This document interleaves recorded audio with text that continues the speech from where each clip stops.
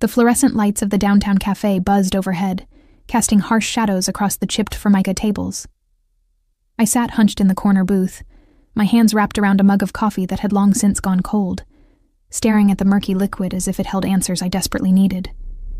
The acrid taste of cheap beans still coated my tongue, mixing with the metallic flavor of fear that had become my constant companion. My phone lay face down on the table between my trembling fingers, its screen dark and silent now after the storm of messages that had flooded it an hour ago. 17 missed calls, 32 texts, each one a variation of the same theme, accusations wrapped in concern, threats disguised as love, manipulation painted as protection. You can't just leave.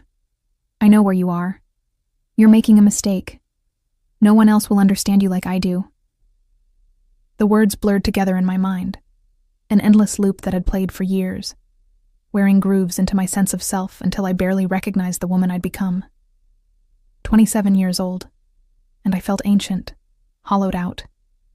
A shell of someone who had once dreamed of more than just surviving each day. The bell above the cafe door chimed, and I flinched instinctively, my shoulders drawing up toward my ears in that familiar, protective posture I'd perfected over 3 years of walking on eggshells. My heart hammered against my ribs as I fought the urge to look up, to see if somehow he had found me despite my careful planning, despite the burner phone I'd bought with cash, despite changing my routine completely. But it wasn't him. The man who entered moved with a quiet confidence that seemed to fill the small space, his presence immediately commanding attention without demanding it. I noticed his expensive wool coat first, the way it hung perfectly from broad shoulders, then the tailored charcoal suit beneath it, that spoke of wealth so understated it was almost aggressive in its simplicity. Dark hair swept back from a face that could have been carved from granite, all sharp angles and controlled power, with eyes that seemed to take in everything at once. I looked away quickly, my therapist's voice echoing in my head. Don't make yourself smaller. Don't disappear. But old habits died hard, and I found myself shrinking further into the worn vinyl of the booth, willing myself invisible. The man ordered an espresso at the counter, his voice a low rumble that carried an accent I couldn't quite place. Eastern European, perhaps, though refined by years in other places. The barista, a college student who usually moved with the efficiency of someone juggling 3 jobs, fumbled with the machine, suddenly clumsy under his steady gaze. I should have been focusing on my escape plan, on the bus ticket to Portland tucked in my jacket pocket, on the small bag I'd hidden at the bus station containing everything I owned that mattered. 3 years of my life reduced to a single backpack. Some clothes, my grandmother's necklace, the journal where I documented every incident in careful detail at my lawyer's insistence. Instead, I found myself watching this stranger from beneath lowered lashes, studying the way he moved with such deliberate control, as if every gesture had been calculated for maximum effect. When the barista handed him his espresso with shaking hands, he offered a small nod of thanks that somehow conveyed more warmth than any smile could. Then he turned, and his eyes found mine with such precision that I knew he'd been aware of my scrutiny all along. I looked down immediately, heat flooding my cheeks, my pulse racing. The old panic rose in my throat, bitter and familiar. Looking at men had consequences. Noticing anything outside the narrow boundaries I'd been given had consequences. Even thoughts could be dangerous if they showed on my face. Is this seat taken? The question was asked in that same low voice. Respectful and somehow gentle, despite the inherent authority it carried. I looked up to find him standing beside my booth, one hand resting lightly on the back of the opposite seat, waiting for permission he didn't need to take what he wanted. That small courtesy, that acknowledgement of my right to refuse, nearly undid me. No, I managed, my voice rough from crying earlier. It's not taken. He slid into the seat across from me with fluid grace, setting his espresso down carefully, before folding his hands on the table. Up close, I could see the details I'd missed from across the room. The faint scar along his jawline, the silver at his temples that suggested he was perhaps 15 years older than me, the expensive watch on his wrist that probably cost more than I'd earned in the past year. But it was his eyes that held me captive. Pale gray, almost silver in the cafe's harsh light, They studied me with an intensity that should have terrified me but somehow didn't. There was no judgment there, no calculation of my worth or assessment of my usefulness. Just a quiet attention that made me feel, for the first time in years, actually seen. "You've been crying," he observed, his tone matter-of-fact rather than pitying. "And you keep looking at the door as if expecting someone unwelcome." I opened my mouth to deny it, to offer some polite deflection that would maintain the fiction that everything was fine, but something in his steady gaze made the lies stick in my throat. "I'm leaving him," I heard myself say, the words barely above a whisper. "Today. For good this time." The man's expression didn't change, but something shifted in the air between us, a sharpening of focus that reminded me of a predator catching scent of prey. Yet I didn't feel like the target of that focused attention. I felt protected by it. "This time," he repeated softly, catching the implication immediately. "You've tried before." It wasn't a question, but I nodded anyway, my hands tightening around the cold mug until my knuckles went white. "He always finds me, always has some reason why I need to come back, why leaving would be the biggest mistake of my life." My voice cracked on the last words. "He makes me believe him." "That's what they do," the man said quietly. "Men who need to control others. They make you doubt your own reality until you can't trust your own judgment." I stared at him, shocked by his immediate understanding. Most people, when I'd tried to explain what living with emotional abuse was like, had offered platitudes or confusion. "Why don't you just leave?" they'd ask, as if it were that simple, as if 3 years of systematic erosion hadn't left me questioning whether I was even capable of surviving alone. "How did you know?" I whispered. His mouth tightened almost imperceptibly. "I've seen what control looks like, the aftermath of it." He paused, then added with quiet intensity, "And I've seen strong people broken by it, made to believe they were weak." "I don't feel strong," I admitted, the confession dragging itself from somewhere deep and raw. "I feel terrified. I don't know who I am anymore without him telling me."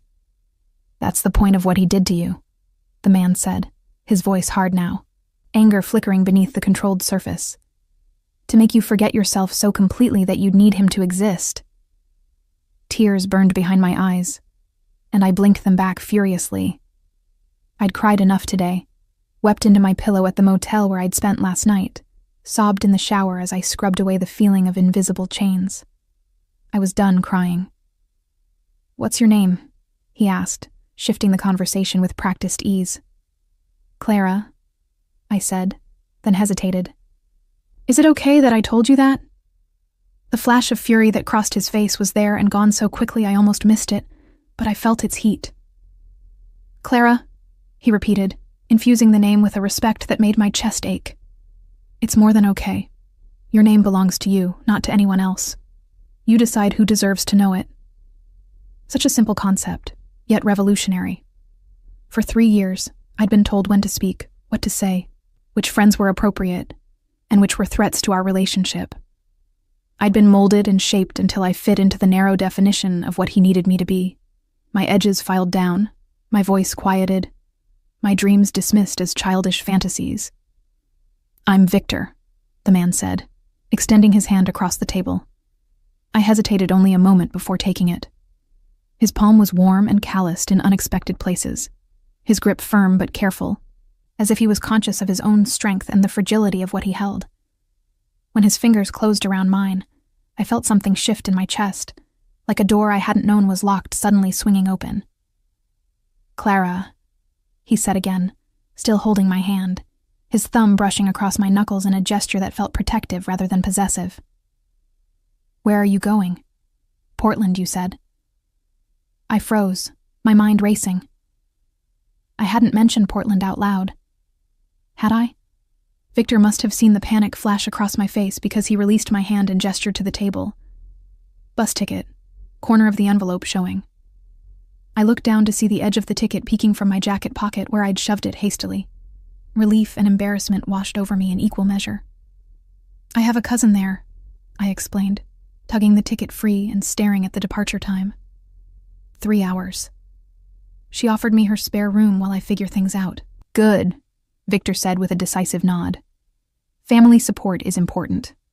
But 3 hours is a long time to sit alone in a cafe, looking over your shoulder. He was right. Already my neck ached from the constant vigilance, my stomach churned with anxiety, my hands trembled from adrenaline that had nowhere to go.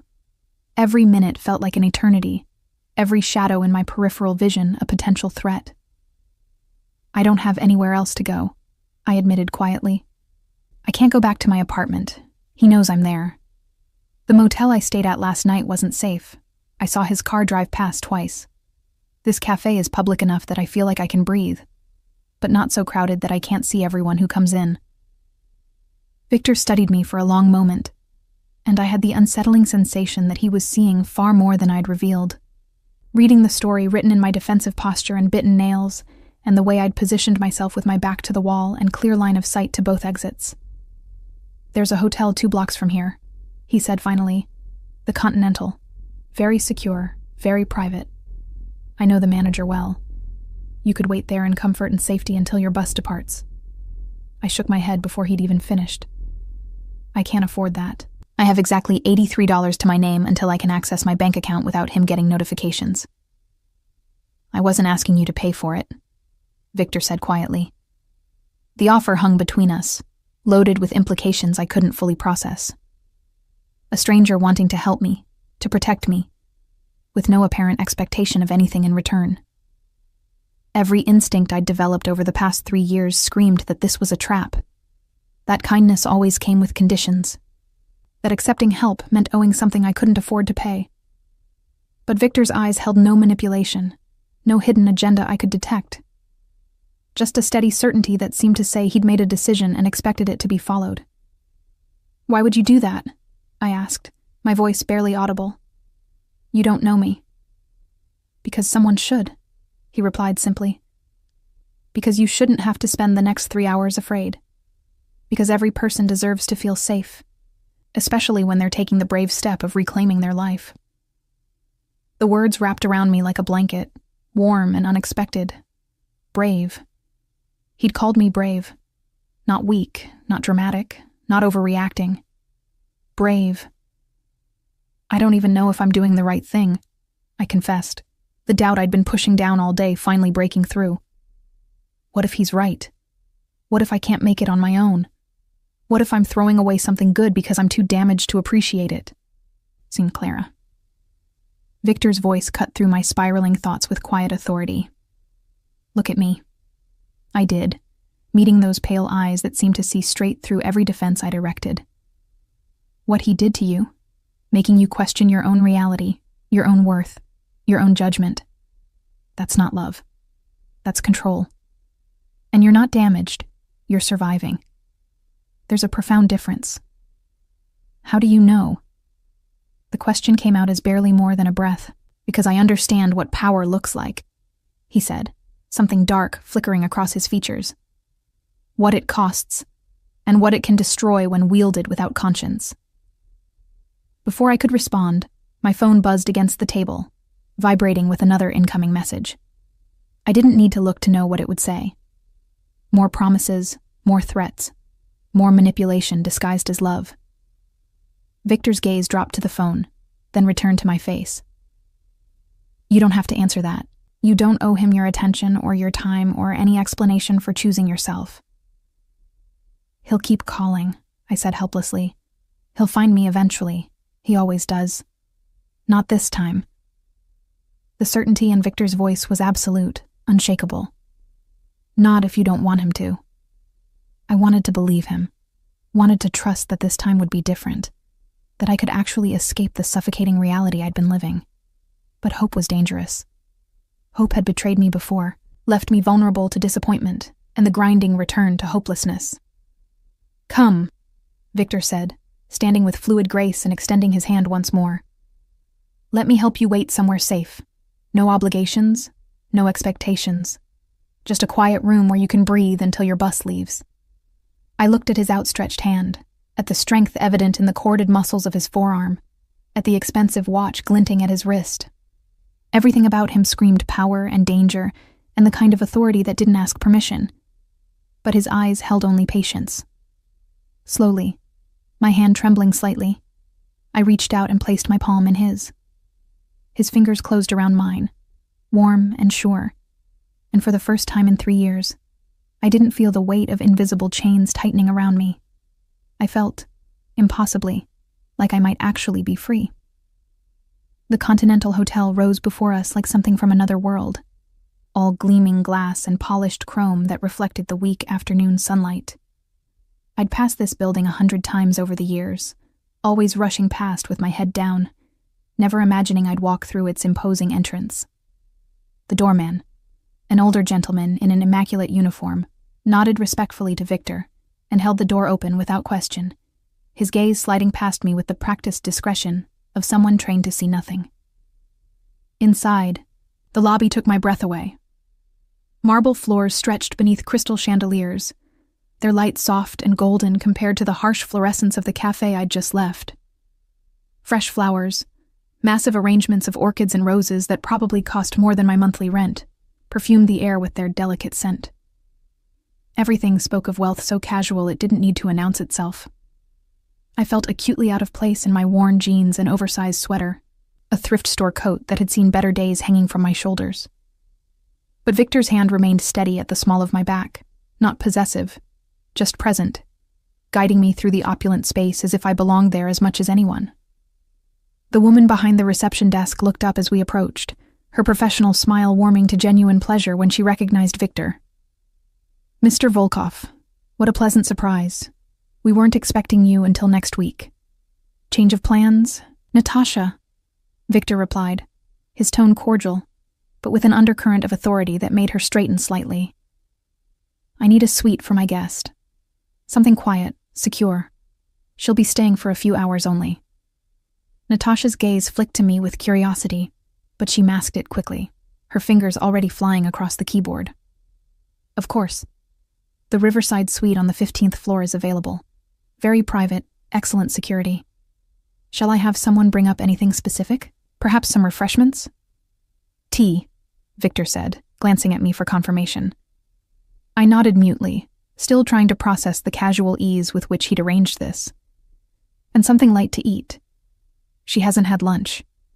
I opened my mouth to protest that he couldn't possibly know that, then closed it again. He was right. The knot in my stomach had prevented me from eating anything since the stale toast I'd forced down at the motel that morning. Within minutes, we were in the elevator, rising smoothly through the building's floors. Victor stood beside me, close enough that I could smell his cologne, something subtle and expensive with notes of sandalwood and spice. He didn't speak, didn't fill the silence with empty conversation, just allowed me the space to adjust to this sudden shift in my reality. The suite was more than I could have imagined. Floor-to-ceiling windows overlooked the river, the water sparkling in the afternoon light. A plush sofa faced the view, paired with armchairs that looked impossibly comfortable. Through an open door, I could see a bedroom with a bed so large and inviting that exhaustion washed over me just looking at it. "The bathroom is through there," Victor said, gesturing to another door. "Everything you need should be stocked. Take your time, rest if you want. I'll be in the sitting area if you need anything." "You're staying?" The question came out more accusatory than I'd intended, and I immediately regretted it. This man had done nothing but help me, and here I was, throwing his kindness back in his face. But Victor didn't seem offended. "Only if you're comfortable with that. I thought you might prefer not to be alone right now, but if I'm wrong, I can wait in the lobby until your bus time." I considered this, weighing my ingrained distrust against the strange sense of safety I felt in his presence. "You can stay," I said finally, "if you don't mind. I just don't want to be an inconvenience." Something flickered across his face, too quick to read. "You could never be that, Clara." The way he said my name, with such deliberate respect, as if it mattered, made my throat tight. I turned away quickly, moving toward the windows to hide the sudden tears that threatened. Behind me, I heard him settle into one of the armchairs, the leather sighing softly. A moment later, there was a discreet knock at the door, and he rose to accept the tea service and covered plates that room service delivered with impressive speed. "Come," he said gently. "You should eat something." I turned to find him arranging the items on the coffee table with careful precision, treating the simple task with the same focused attention he seemed to give everything. The tea set was elegant, simple white porcelain with gold trim. The food was equally understated. Delicate sandwiches cut into triangles, fresh fruit, small pastries that looked like they'd come from a French bakery. I sank onto the edge of the sofa, suddenly aware of how exhausted I was. The adrenaline that had sustained me through the morning was fading, leaving behind a bone-deep weariness that made every movement feel like pushing through water. Victor poured tea into one of the cups with steady hands, adding nothing before passing it to me. "Plain," he said at my questioning look. "Until you tell me otherwise." Another small courtesy, another acknowledgement that my preferences mattered. I wrapped my hands around the warm cup, letting the heat seep into my cold fingers. "How long were you with him?" Victor asked quietly, selecting one of the chairs positioned at an angle to the sofa. Not directly facing me, which would have felt confrontational, but near enough to hear and be heard. 3 years, I said, staring into the amber liquid. We met at a gallery opening. He was charming, attentive, made me feel like I was the only person in the room. I thought I was so lucky. "The beginning is always perfect with men like that," Victor observed. "They have to be. How else would they hook you?"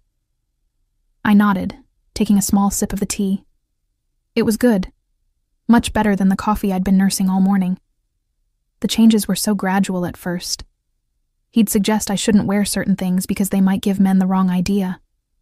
Then it was that my friends were a bad influence, that they didn't understand our connection. Then I should quit my job because he made enough money for both of us, and wouldn't it be nice if I could focus on making our home perfect? "Isolating you," Victor said, his voice hardening. "Removing your support system and financial independence." I didn't see it happening, I admitted. Or maybe I did, and I told myself it meant he loved me, that he was just protective, that I was special because he cared so much. That's what they want you to believe. I looked up at him, this stranger who understood with such clarity what I'd barely been able to articulate to my therapist. "You sound like you've seen this before." His jaw tightened almost imperceptibly. "I have, too many times. Women, men, it doesn't matter. Controllers all use the same playbook. They find someone strong and systematically break them down until they can't remember what they were before." "Were you?" I asked, then immediately regretted the personal question. "Sorry, that's none of my business." "No," Victor said, his gaze distant. "But someone close to me was. I didn't see it in time to help her." He refocused on me with sudden intensity. Which is why I recognize the signs now. Why I won't ignore them when I see them. The weight of old pain in his voice was unmistakable. Whoever he'd lost, whatever had happened, it had left scars as deep as the ones I carried. "What happened to her?" I asked softly. "She believed him when he said she couldn't survive without him," Victor said, his expression controlled but his eyes betraying an old rage. "She stayed, and it destroyed her. By the time I understood what was happening, she was already gone. Not dead." He added quickly at my expression, but so diminished that the person I knew had effectively ceased to exist. "I'm sorry," I whispered. He shook his head sharply. "Don't apologize for what others have done. You carry enough without taking on guilt that isn't yours." We sat in silence for a moment, the weight of shared understanding settling between us. Victor leaned forward, his elbows resting on his knees, his hands clasped loosely between them. "What will you do in Portland?" he asked, deliberately changing the subject. "I don't know," I admitted. "My cousin Sarah offered me a place to stay while I figure things out. I need to find a job, something that pays enough to let me save for my own place eventually. I used to work in graphic design before he convinced me to quit. Maybe I can find something in that field again." "You have skills then," Victor observed. "That's good. It will help you rebuild." "If I can remember how to use them," I said with a bitter laugh. "It's been 3 years. Technology moves fast, and I'm not sure anyone will hire someone with that kind of gap in their resume." "Then you tell them the truth," Victor said firmly. that you were in a situation that required you to step away, and now you're ready to return. Any employer worth working for will understand that. And if they don't, then you find one who does. His certainty was absolute. You're 27, Clara. Your whole life is ahead of you. This chapter doesn't define you unless you let it. I wanted to believe him, wanted to trust that I could rebuild, that the woman I'd been before wasn't lost forever beneath the layers of control and manipulation. But doubt was a heavy thing, and it had been my constant companion for too long. My phone buzzed again in my pocket, a persistent reminder of the reality I was trying to leave behind. I pulled it out with shaking hands, saw his name on the screen, and felt my stomach lurch. 37 messages, I said, my voice hollow. He's escalating. May I? Victor extended his hand for the phone. I hesitated, then passed it to him. He scrolled through the messages, his expression growing progressively colder with each one he read. When he finally looked up, there was something dangerous in his eyes, a controlled fury that should have frightened me, but somehow didn't. He's threatening you, Victor said, his voice deadly quiet. Telling you that leaving proves you're unstable, that he'll make sure everyone knows you're mentally ill, that he has evidence of your instability. He probably does, I said, wrapping my arms around myself. I had panic attacks the last year we were together. He'd trigger them on purpose, then document them, saying he was concerned for my mental health. Creating evidence of the problems he caused, Victor said, fury threading through each word. Classic abuser tactic. Build the narrative that you're the problem so no one questions his control.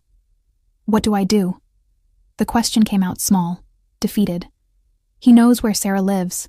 He'll follow me there, make my life hell, convince her I'm the one who's unstable. Victor was quiet for a long moment, his gaze distant as he turned something over in his mind. When he finally spoke, his voice carried the weight of a decision made.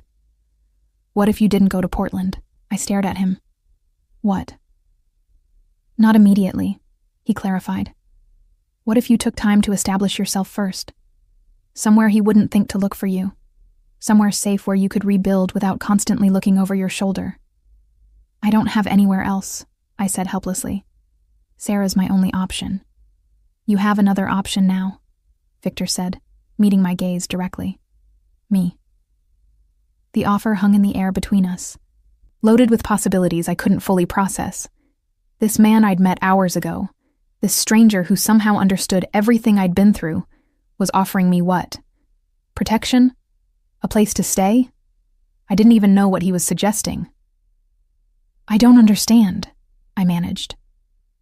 Victor set my phone down carefully on the table between us. I have resources, Clara. Properties that sit empty most of the year, security that ensures privacy. I can offer you a safe place to stay while you get back on your feet, somewhere he'll never find you. Why would you do that? The question I'd asked earlier in the cafe echoed back. You don't know me. You have no reason to help me like this. Because I can, he said simply. Because I failed to help someone once, and I won't make that mistake again.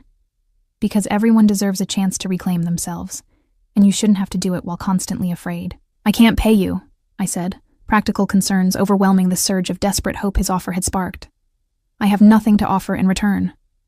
I'm not asking for payment, Victor said, a edge of steel entering his voice. This isn't a transaction, Clara. This is one person with resources helping another person who needs them. That's all. It sounded too good to be true. Every instinct I'd developed screamed that there had to be a catch. That kindness always came with conditions. But Victor's gaze held no manipulation, no hidden agenda, just a steady certainty that this was the right thing to do. I need to think, I said, my voice shaking. This is all happening so fast. Of course, Victor agreed immediately. Take your time. Rest here for a while. Clear your head. Your bus doesn't leave for another 2 hours. Whatever you decide, I'll respect it. He rose smoothly from the chair, moving toward the door with that same controlled grace. I'll be in the lobby if you need me. Order anything you want from room service. It's all taken care of. Victor, I called as his hand touched the doorknob. He turned back, waiting. Thank you, For all of this. For seeing me. Something shifted in his expression, a softening that transformed his severe features into something almost vulnerable. You're worth seeing, Clara. Don't ever let anyone convince you otherwise. Then he was gone, the door closing softly behind him, leaving me alone in luxury I'd never imagined, with an offer I couldn't quite believe, and a choice that would determine everything that came next. I moved to the windows, staring out at the river flowing far below, and tried to imagine what freedom might actually feel like. I must have fallen asleep on the impossibly soft sofa because I woke to darkness outside the windows and a gentle knock at the door. Disoriented, I sat up quickly, my heart racing with the familiar panic of not knowing where I was. Then memory returned. The hotel, Victor, the offer that seemed too impossible to be real. Another knock, more insistent this time. Clara? It's Victor. Your bus leaves in 45 minutes. The words jolted me fully awake. I'd slept for over an hour, lost time I couldn't afford. I stumbled to the door, opening it to find Victor standing in the hallway, his expression concerned. I'm sorry, I said, running a hand through my tangled hair. I didn't mean to fall asleep. I should go. I need to get to the station. You should, Victor agreed, but he made no move to leave. If that's what you want. The qualifier hung between us, heavy with implication. If that's what I want. As if I had choices. Real choices, not just the illusion of them. Have you thought about my offer? He asked quietly. I had. The entire time I'd been sleeping, my subconscious had been working through the possibilities, weighing the risks against the potential reward of actually being safe for the first time in years. I don't understand why you're doing this, I said, voicing the fear that had kept me awake before exhaustion claimed me. Nobody helps like this without wanting something in return. Come with me, Victor said, gesturing down the hallway. There's something I want to show you. Every survival instinct I'd developed screamed at me not to follow him, not to go anywhere alone with this man I barely knew. But something stronger overrode those instincts, a bone-deep certainty that whatever else Victor might be, he wasn't a threat to me. We took the elevator down, but instead of stopping at the lobby, Victor pressed the button for the parking garage.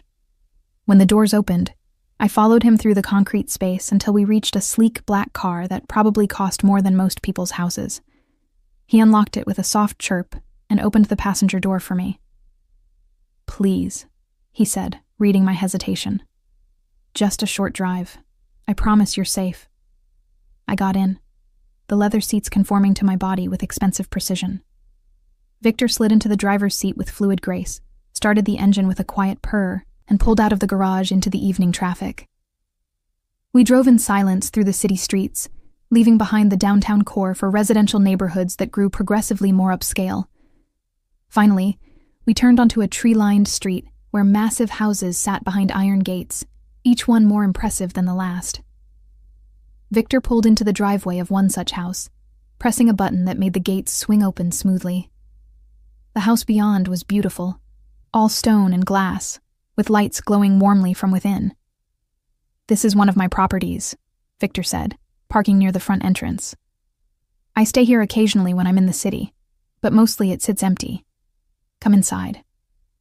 I followed him to the front door, which he unlocked with a key from his pocket. Inside was even more impressive than the hotel suite had been. High ceilings, hardwood floors, furniture that managed to be both luxurious and comfortable.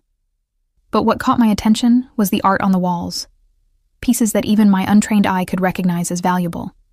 There are 4 bedrooms upstairs, Victor said, leading me through the space, each with its own bathroom. The kitchen is fully stocked. There's a home office with everything you'd need to work on your graphic design, a gym in the basement if you're interested. The security system is state-of-the-art. No one gets in without clearance. He turned to face me, his expression serious. This could be yours, Clara. Not permanently, but for as long as you need it. A place to heal, to remember who you are, to rebuild your life without constantly looking over your shoulder. I stared at him, trying to process the enormity of what he was offering. I don't understand. This is too much.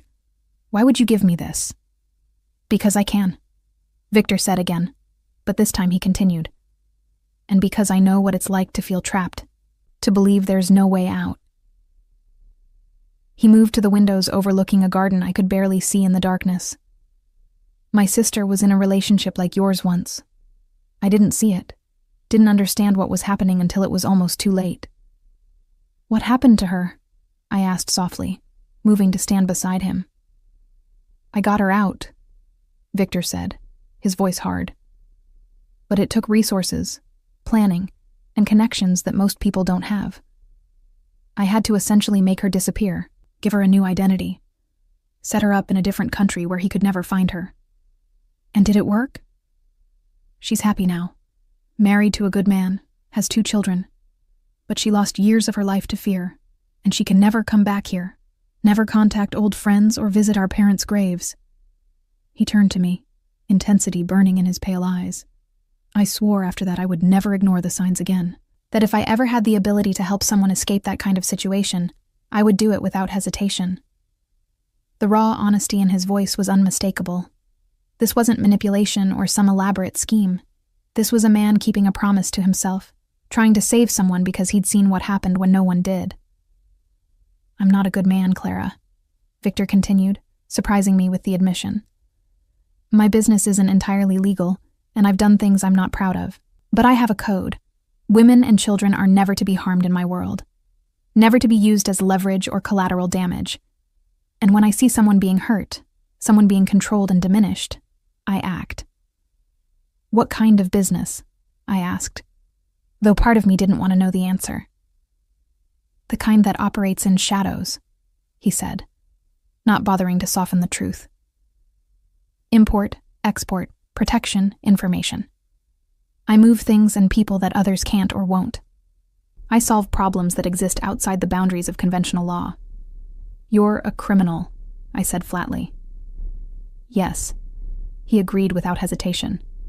But I'm a criminal with rules, with limits, with some measure of honor in a world that often has none. I should have been afraid. Should have walked away from this man who admitted to operating outside the law. But all I felt was a strange sense of relief that he wasn't pretending to be something he wasn't. Wasn't hiding behind a respectable facade while his true nature lurked beneath. What would you want from me? I asked, the practical question cutting through the emotional haze. If I accept this offer, stay in your house, use your resources, what would you expect in return? Victor was quiet for a long moment, his gaze searching my face as if weighing how much truth I could handle. Nothing you're not willing to give, he said finally. I won't lie and say I don't find you interesting, compelling even. But you're healing from trauma, and I won't take advantage of that. What I want is for you to be safe, to recover, to remember your own strength. And after that, I pressed, after I'm healed and strong again. His smile was slight but genuine. After that, you'll be free to make choices without fear. Whether any of those choices include me is entirely up to you. The honesty was almost painful in its simplicity. No hidden agenda, no manipulation disguised as concern. Just an offer of safety, with no strings attached beyond basic human decency. How long? I asked, feeling myself tipping toward acceptance. How long could I stay? As long as you need, Victor said. Weeks, months, however long it takes for you to feel ready to face the world on your own terms. I turned away from him, moving through the beautiful house, trailing my fingers along expensive furniture, imagining what it would be like to wake up here every morning without fear. To have time and space to rebuild myself without constantly looking over my shoulder. To actually heal instead of just surviving. In the home office Victor had mentioned, I found a professional setup that made my designer's heart ache with longing. High-end computer, professional software, everything I would need to rebuild my portfolio and start freelancing again. How did you know? I asked when he appeared in the doorway. About the design work? You mentioned it at the cafe, he said. I pay attention to details.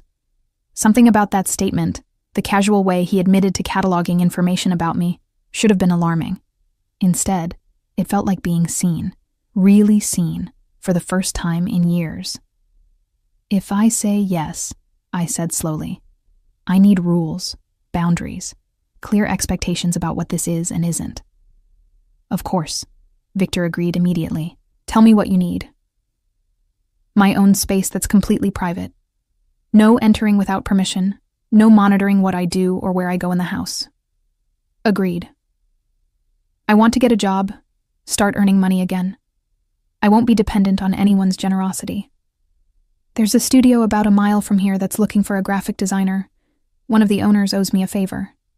If you're interested, I can arrange an introduction, but the job would be yours to earn or lose based on your own merit. Why do people owe you favors? I asked, though I suspected I knew the answer. Because I solve problems for them, Victor said with a slight smile. Often expensive, complicated problems that require discretion and resources. So you're like a fixer, among other things. I studied him for a long moment. This dangerous man who was offering me everything I needed, with no apparent expectation of anything in return. Every logical part of my brain screamed that this was too good to be true, that there had to be a catch. But the part of me that had learned to read people through years of survival saw only sincerity in Victor's steady gaze. Okay, I heard myself say. I'll stay. For a while, at least. Until I can afford my own place. Something shifted in Victor's expression. Satisfaction mixed with something deeper that I couldn't quite identify. You won't regret this, Clara. I might, I said honestly. But I'll regret not trying even more. He nodded, understanding the weight of what I was saying. I'll have some things delivered tomorrow. Clothes, toiletries, anything you need. Just make a list. I need to get my stuff from the bus station locker, I said, suddenly remembering.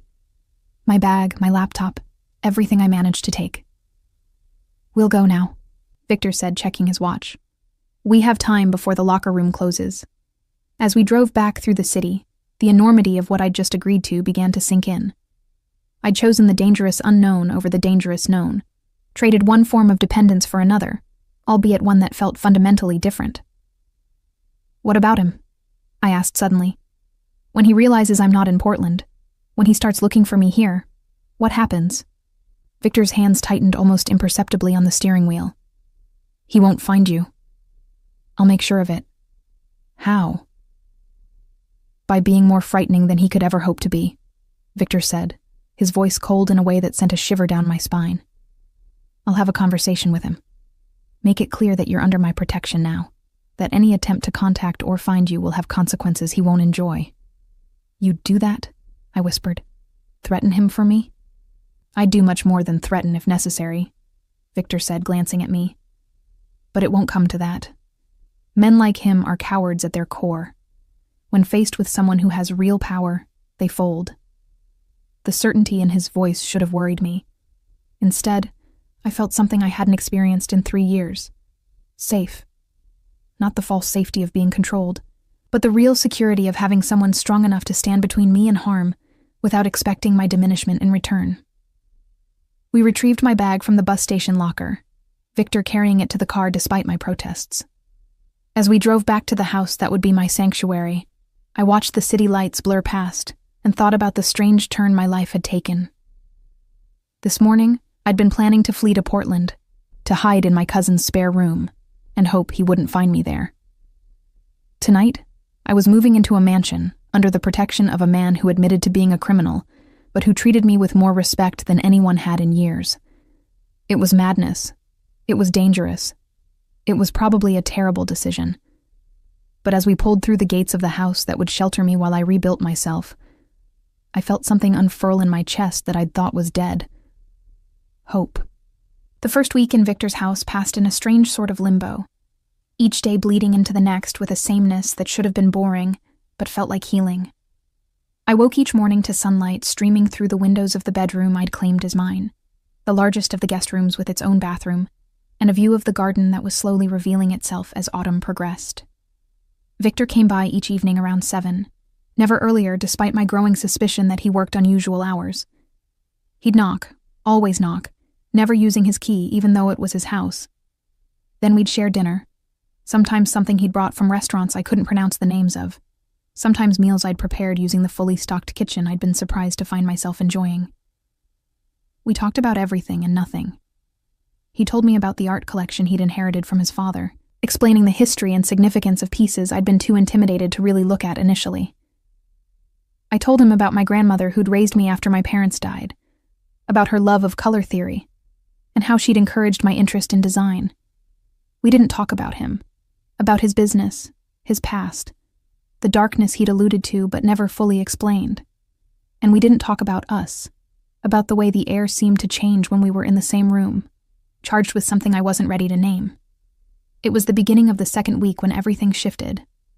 I'd been working on my portfolio in the home office, rebuilding my skills with a determination that surprised me. The studio Victor had mentioned, Design Collective, had indeed called to set up an interview for the following week. I needed work to show them, needed to prove I hadn't lost everything to those 3 years of enforced domesticity. I was so focused on the mock logo I was creating that I didn't hear Victor arrive. Didn't notice him standing in the doorway watching me work until he spoke. "That's beautiful." I jumped, nearly knocking my water glass over in surprise. "You scared me. I didn't hear you come in." "Sorry," Victor said, though he didn't sound particularly apologetic. He moved further into the room, coming to stand behind my chair where he could see the screen. "Is that for your portfolio?"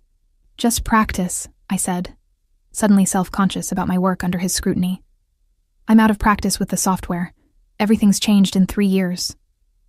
"It doesn't look like you're out of practice to me," Victor observed, his hand coming to rest on the back of my chair, close enough that I could feel his presence but not touching me.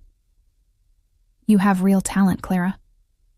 "I used to think so," I admitted.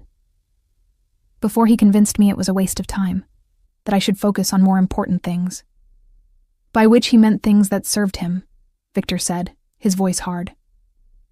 I nodded, saving my work and turning in the chair to face him. The movement brought us closer than I'd anticipated, close enough that I could see the faint shadow of stubble on his jaw, could smell his cologne mixing with something uniquely him.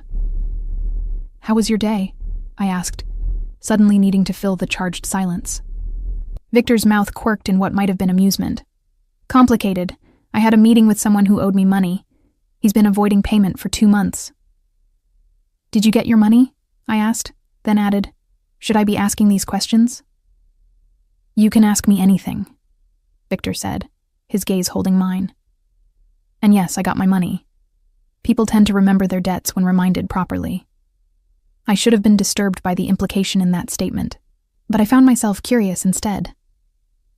"What kind of reminding?" "The kind that makes it clear the consequences of continued avoidance would be far more expensive than simply paying what's owed," Victor said. "I'm very good at explaining cost-benefit analyses." Despite myself, I smiled at the dry humor in his voice. "I bet you are." He smiled back, a real smile that transformed his severe features into something almost boyish. "Are you hungry? I brought Chinese food. The good kind, not the takeout place on the corner." We ate at the kitchen island, sharing cartons of food while Victor told me about the restaurant he'd sourced it from, a place hidden in Chinatown that only locals knew about. I told him about my interview preparation, my nervousness about facing real people after so long in isolation.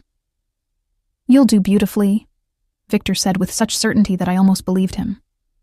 "You're talented, articulate, and you have a work ethic that impresses me. Any company would be lucky to have you." "You barely know my work ethic," I protested. "You see me for a few hours each evening. For all you know, I sleep until noon and watch television the rest of the day." "Do you?" he asked, one eyebrow raised. "No," I admitted. "I've been working 8-hour days on my portfolio, going through tutorials, relearning everything I forgot." "Because you're determined to rebuild yourself," Victor said. "That's not something everyone has. The ability to look at what was broken and decide to fix it rather than accepting the damage." "I had a good teacher," I said softly, holding his gaze. "Someone who showed me I was worth fixing." Something intense flashed in Victor's eyes, there and gone so quickly I almost missed it. "Clara," he said, his voice rough, then seemed to think better of whatever he'd been about to say. "What?" I prompted, my heart suddenly racing. He stood abruptly, moving to the sink with his empty carton, his back to me. "Nothing. It's not the time." "For what?" I pressed, standing as well and moving closer despite the warning bells in my head. "Victor, what were you going to say?" He turned, and I caught my breath at the intensity in his expression. "I was going to say that it's becoming very difficult to maintain proper boundaries with you. That every evening when I leave here, it gets harder to walk out that door. That I find myself thinking about you at entirely inappropriate times during the day." The confession hung between us, raw and honest. I should have stepped back, should have reminded him that I was still healing, still figuring out who I was outside of someone else's control. But instead, I moved closer. "What if I think about you too?" I whispered. "What if I'm tired of proper boundaries?" "Then I'd tell you that you're still recovering," Victor said, though his eyes betrayed how much the admission affected him. "That you need time to heal before making decisions about what you want from me or from anyone." "What if I don't want time?" I asked, surprising myself with my boldness. "What if I want this? Whatever this is between us?" "Clara." My name was half warning, half plea. "You need to be sure. I'm not a good man. You deserve someone who can give you the normal life you should have had."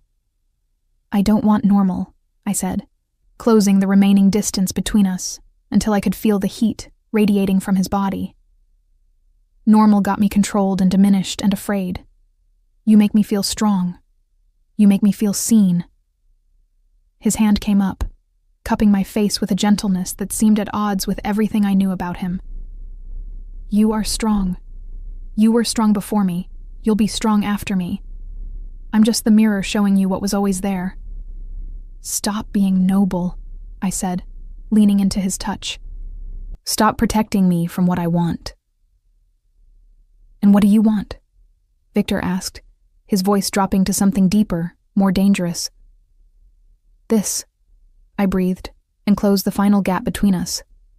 The kiss was gentle at first, tentative, giving me every opportunity to pull away. But I didn't want gentle, didn't want careful. I wanted the intensity I'd seen flashing in his eyes, the passion he kept so carefully controlled. I deepened the kiss, my hands fisting in his shirt, pulling him closer. Victor made a sound low in his throat, and then his control snapped. His arm came around my waist, pulling me against him as his other hand threaded through my hair. The kiss turned hungry, consuming, 3 weeks of tension finally finding release. When we finally broke apart, both breathing hard, Victor rested his forehead against mine. "This is a terrible idea," he said, but his arms didn't loosen their hold. "Probably," I agreed. "I seem to be making a lot of those lately." He laughed, the sound surprising and genuine. "Clara Summers, what am I going to do with you?" "Keep me," I said, the words out before I could think better of them. "Just keep me safe and let me be strong." His eyes darkened. "Always," he promised, and kissed me again, sealing the word between us like a vow. The interview at Design Collective went better than I dared hope. The owner, Marcus, was an energetic man in his 50s who reminded me of my grandmother with his passion for color theory and his tendency to talk with his hands. He looked at my portfolio with genuine interest, asked insightful questions about my process, and offered me a position before I'd even left the building. "Part-time to start," he explained, "just 20 hours a week to see how I fit with their team. But with the possibility of full-time if things worked out." The pay was fair, the work interesting, and the flexibility meant I could continue rebuilding myself without the pressure of immediately supporting myself entirely. I called Victor the moment I left the building, unable to contain my excitement. "He offered me the job," I said when he answered. "Marcus, the owner, he actually looked at my work and said I had a fresh perspective." "Of course he did," Victor replied, and I could hear the smile in his voice. "I told you that you were talented." "I start Monday," I continued, pacing on the sidewalk outside the studio. 3 days a week, 8 hours each. It's perfect for getting back into things." "We should celebrate," Victor said. "Dinner somewhere nice. What do you think?" "I think that sounds wonderful," I said, warmth spreading through my chest at the easy way he included himself in my victories. That night, Victor took me to a restaurant I'd only read about in magazines, the kind of place where reservations were booked months in advance, and the dress code was strictly enforced. He'd sent a car for me in the afternoon with several shopping bags, each containing dresses more beautiful than anything I'd owned before. I'd chosen a deep emerald silk that brought out the gold flecks in my eyes, paired with heels that made me tall enough to almost meet Victor's gaze straight on.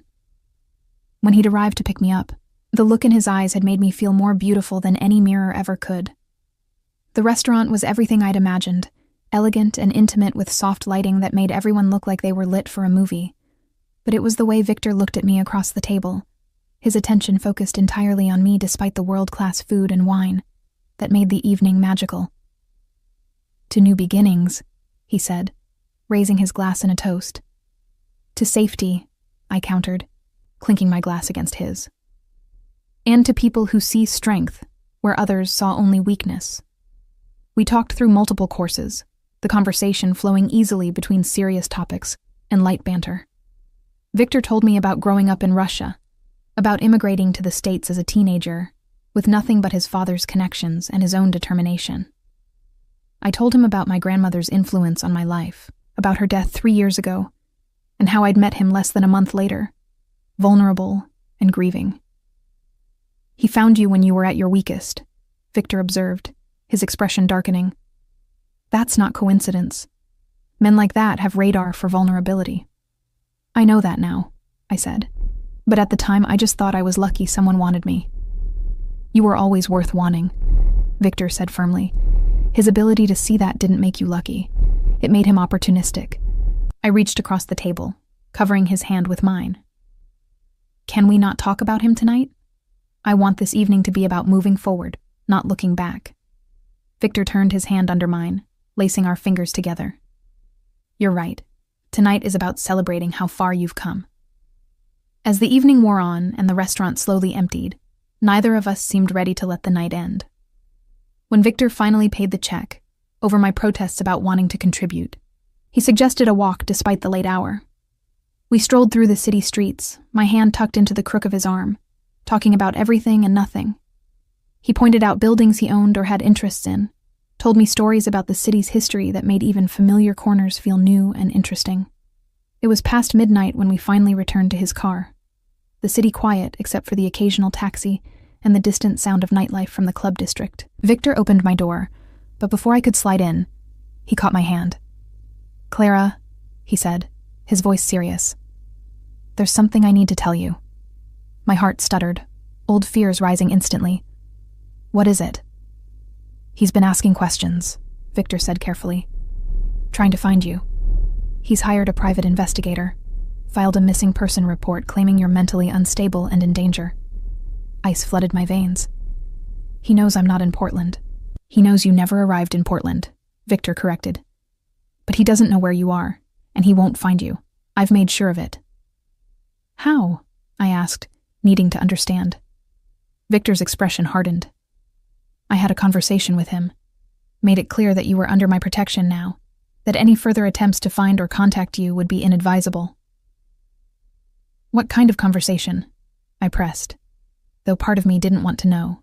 "The kind that makes men like him reconsider their priorities," Victor said, his voice cold in a way I'd never heard before. "He won't bother you again, Clara. I promise you that." I should have been frightened by the implications in his tone, by the casual way he discussed threatening someone. Instead, I felt only relief that someone finally had the power and will to make my tormentor back down. "Thank you," I whispered, understanding what he'd done, what he'd risked for me. Victor cupped my face in his hands, his touch gentle despite the hardness still lingering in his eyes. "I told you that you're under my protection. I meant it absolutely. No one hurts what's mine." The possessiveness in his words should have alarmed me, should have triggered all the warnings I'd learned about controlling men. But Victor's claim felt fundamentally different from the ownership I'd escaped. This wasn't about diminishing me or controlling my choices. This was about standing between me and harm with the full force of his considerable power. "Yours," I repeated softly, testing the word on my tongue. "Am I yours, Victor?" "Only if you choose to be," he said, his thumbs stroking my cheekbones. "Always your choice, Clara. Always." I rose on my toes, pressing my lips to his in answer. The kiss quickly deepened, weeks of building tension finally finding full release. When we broke apart, both breathing hard, Victor rested his forehead against mine. "Come home with me tonight," he said, his voice rough. "Not to the guest house, to my home. Let me show you how someone should be cherished." My heart raced, desire warring with caution. I'm not sure I'm ready for everything that implies. "Then we do only what you're comfortable with," Victor said immediately. "I just want you close. Want to hold you while you sleep and wake up knowing you're safe." The sincerity in his voice, the way he offered intimacy without demanding sex, made my decision easy. "Okay," I whispered. "Take me home." His home was a penthouse in the financial district, all glass and steel and breathtaking views of the city. But it was the way he guided me through the space, showing me where everything was, making sure I felt comfortable, that made it feel like home rather than just an expensive property. We changed separately, giving each other privacy, despite the growing intimacy between us. When I emerged from the guest bathroom in the silk pajamas I'd found laid out for me, I found Victor waiting in the bedroom, already in bed but sitting up against the headboard. He changed into simple sleep pants and a t-shirt, his usual armor of expensive suits stripped away to reveal the man beneath. He looked younger like this, more vulnerable, and somehow even more attractive. I climbed into bed beside him, and he immediately pulled me close, my back to his chest, his arms secure around my waist. It should have felt suffocating, being held like this. But instead, I felt safe in a way I'd never experienced before. "Sleep, Clara," he murmured against my hair. "I've got you." And for the first time in 3 years, I slept through the night without nightmares, protected by arms that held me without trapping me, cherished by a dangerous man who'd given me back myself.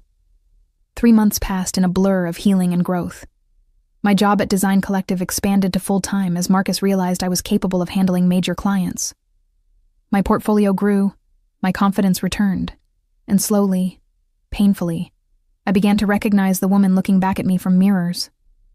Victor was there through all of it, a steady presence that never demanded but always offered. We fell into a rhythm that felt natural, spending most nights together, but maintaining our separate spaces when needed. He continued running his empire, the details of which he kept carefully separate from our relationship, and I built my career, my independence, my sense of self. But the past, I was learning, never stayed buried forever. It was a Tuesday afternoon when everything came crashing back. I was leaving work, laughing at something my colleague Jen had said, when I saw him standing across the street. 3 months should have changed him, should have made him less recognizable. But I would have known him anywhere. That particular posture of coiled tension, the way his eyes tracked my movements with obsessive focus. Terror seized me, freezing me in place on the sidewalk. He saw my reaction, smiled that smile I'd once found charming, and now recognized as predatory, and started across the street toward me. "Clara?" he called, his voice carrying that familiar tone of hurt confusion. "Clara, please, we need to talk." But I was already moving, years of survival instinct overriding rational thought. I ran back into the building, my hands shaking so badly I could barely get my phone out to call Victor. He answered on the first ring. "Clara, what's wrong?" "He's here," I managed, my voice breaking. "Outside my work.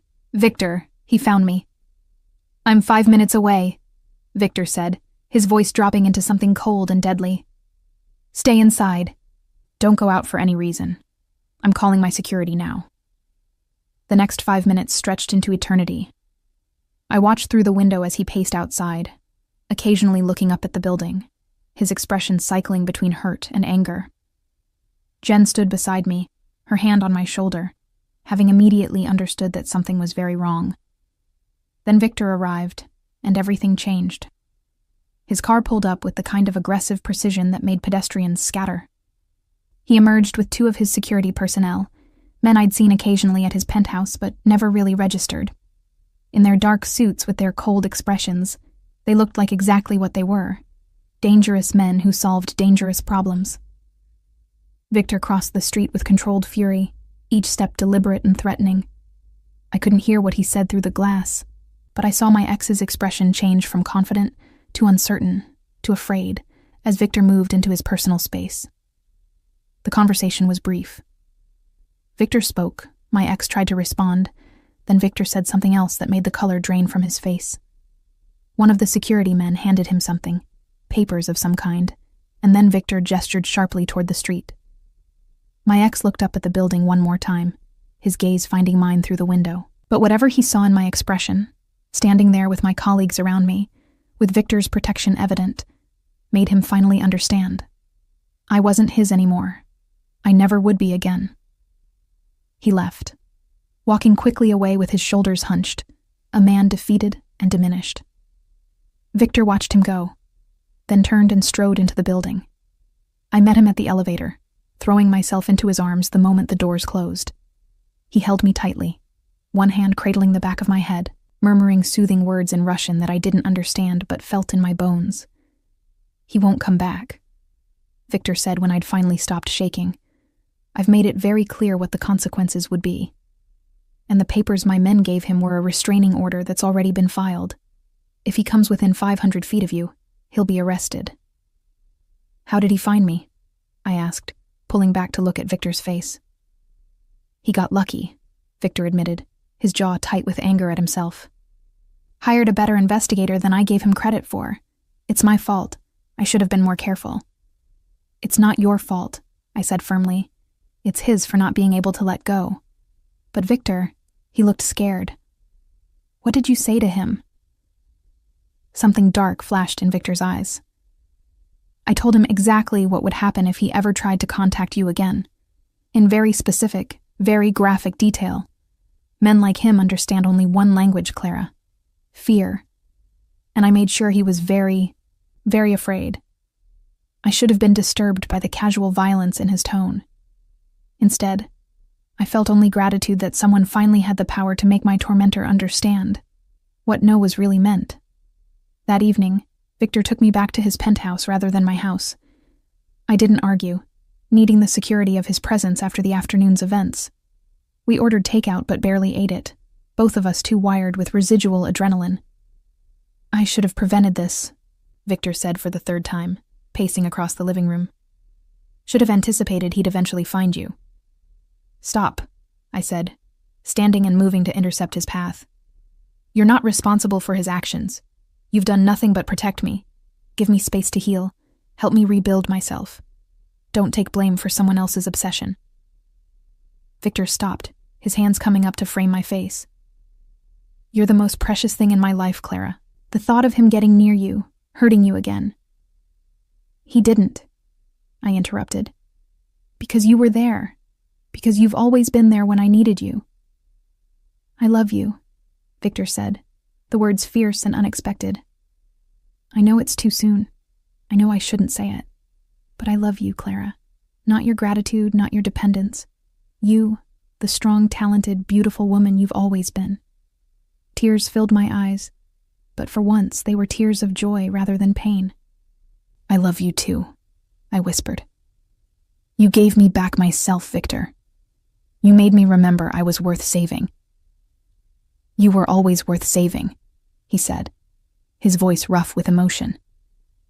"I just had the privilege of being there while you saved yourself." The kiss that followed was different from all our previous ones, deeper, more meaningful. This wasn't just desire or comfort, or the heat of the moment. This was a claiming on both sides, a choice made with full knowledge and consent. When we finally broke apart, Victor's expression was serious. "I need you to understand something, Clara. My life, my business, it comes with risks, with dangers I can usually control but not always. If you choose this, choose me. You're accepting that reality." "I know what you are," I said steadily. "What you do. And I'm choosing it anyway. Choosing you.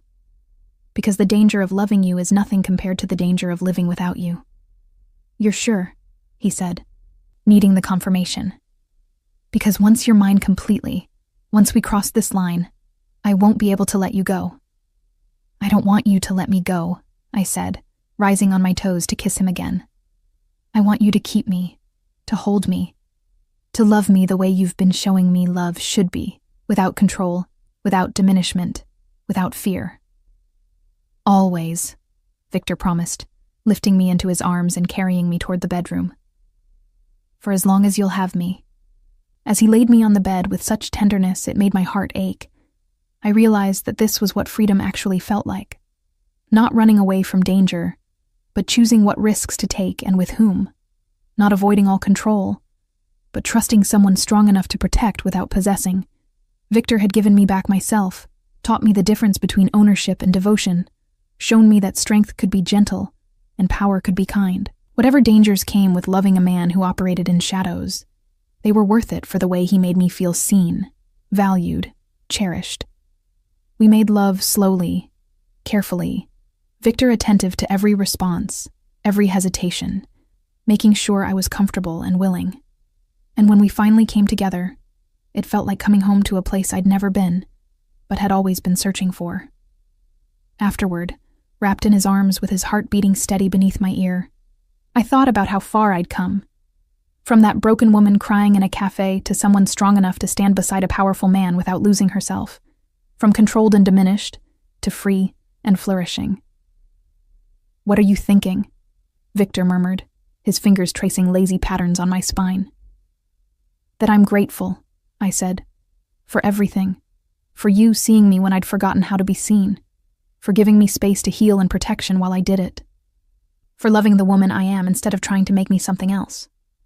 "You're easy to love," Victor said, pressing a kiss to the top of my head. "Strong and brave and beautiful. My Clara, who survived hell and came out the other side herself again."